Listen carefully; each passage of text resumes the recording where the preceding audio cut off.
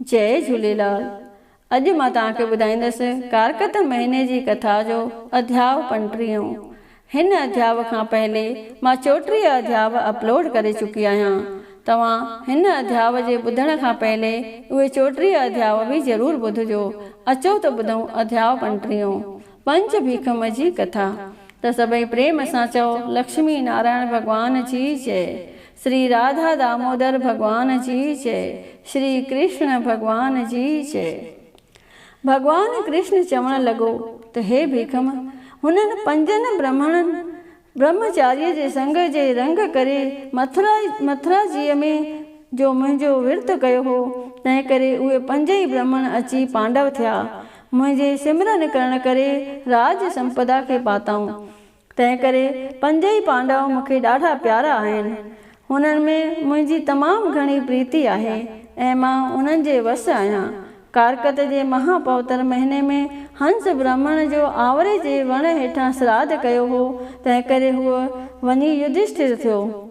ऐं एकादशीअ जे राति जो कवि रतन जागरतो कयो करे मुंहिंजी भॻती कई हुई, तंहिं करे हू मुंहिंजो प्यारो भगत ऐं मित्र अर्जुन थियो। सुची सहदेव ऐं दातू नकुल थियो। दृढ़ महापराक्रमी भीमसेन थियो ऐं उहा कांदमनी विर्त रखी मुंहिंजे मूर्त अॻियां नचण ॻाइण वारी अप्सरा द्रौपदी थी। अहिड़ीअ तरह पंजनि पांडवनि जो हीउ विर्त रखियो हो, तंहिं करे मां हर वक़्तु उन्हनि जी सहायता करियां थो ऐं उन्हनि जो अंग संग सहायक रहिया आहियां। अॼु खां पोइ तोखे बि इहो विर्त धारणो आहे। तंहिं करे हिन विर्त जो नालो पंच भीखम विर्त सॼे संसार में प्रसिद्ध थींदो। जेके लोक मथुरा में रही हीउ महापवित्र विर्त रखंदा, उन्हनि खे अणपुछो मुक्ति मिलंदी। हे भीखम, ॿियो उन्हनि खे छा मिलंदो सो ॿुध।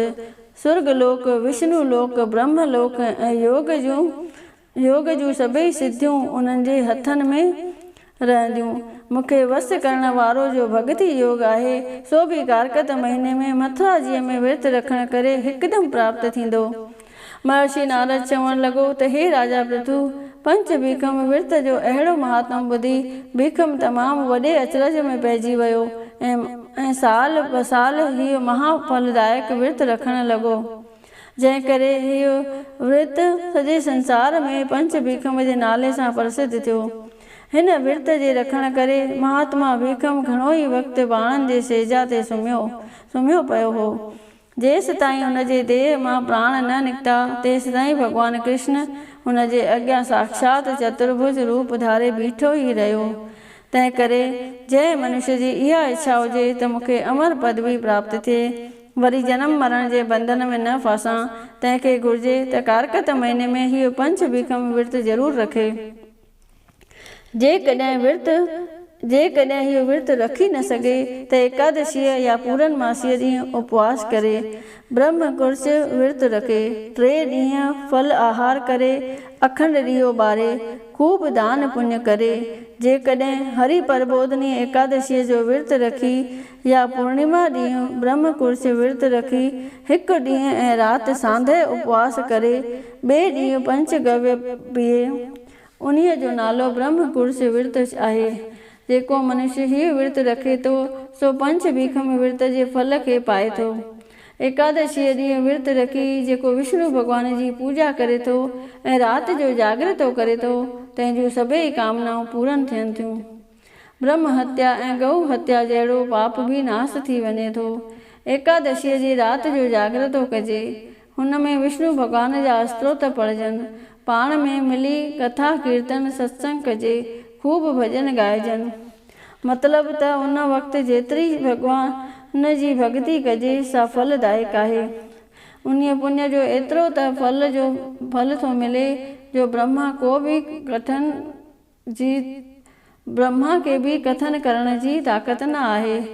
ब्रह्मकुर्च विर्त रखण वारो पिपल, तुलसीअ ऐं आवरे जी 16 प्रकारनि जी पूॼा करे, ॾही, चांवर, मूरी, गिहु, खंडु ऐं ॿियो सीधो दान करे, सुट जा तांदूरा आवरे जे वृक्ष जे चौधारी वेड़े ऐं पिपल जे चौधारी गोबर जे लेपो पाए जेको पुण्य आत्मा अहिड़े प्रकार सां पूजन करे थो उन्हीअ खे मां मन मांगिया फल ॾियां थो।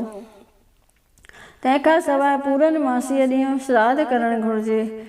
सोनो चांदी मोती माणिक चांवर ऐं ॾियो ॿियो बि जेकी यथाशक्ति थी सघे दान कजे ऐं भीखमन में जेको ॾियो ॿारजे उनजो अंजन नेत्रनि में पाइजे।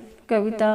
पंच भीखम जो महात्म आहे तप तीर्थ समान, सभिनी विर्तन में उत्तम विर्त ही आहे महान। थो करे हिन लोक ऐं परलोक में प्रीतिरक उधार, सुर्ग जी सीढ़ी थिए थी दुष्ट पापिन ले तैयार। सुर्ग जी सीढ़ी थिए थी दुष्ट पापिन ले तैयार। जे करे को जीव हत्या ब्रह्म हत्या ज्ञान सां, माफ़ थिए तो पाप सारो कारकत स्नान सां। नरक मां सभु पितर निकिरी सुर्ग में सहजे वञनि। सहजन था उते औलाद खे से पितर बि आसीस कनि। माउ पीउ जे दिरोह वारा दुष्ट पापी आत्मा, मुक्ति माणनि सेघ में प्रत्यक्ष ॾिसनि परमात्मा। तंहिं करे जे कारकत में दान पुण्य जप तप कंदा, वेंदा हलिया वैकुंठ में जे सनान जो संकल्प कंदा। अन्न धन ॿियो सोन चांदी घी खंड था दान कनि। संसार सागर मां तरी सो वीर वैकुंठ था वञनि। था छुटनि दुनिया दुखीअ जे मोह माया जार खां, 84 आजार खां ऐं नरक वारे द्वार खां।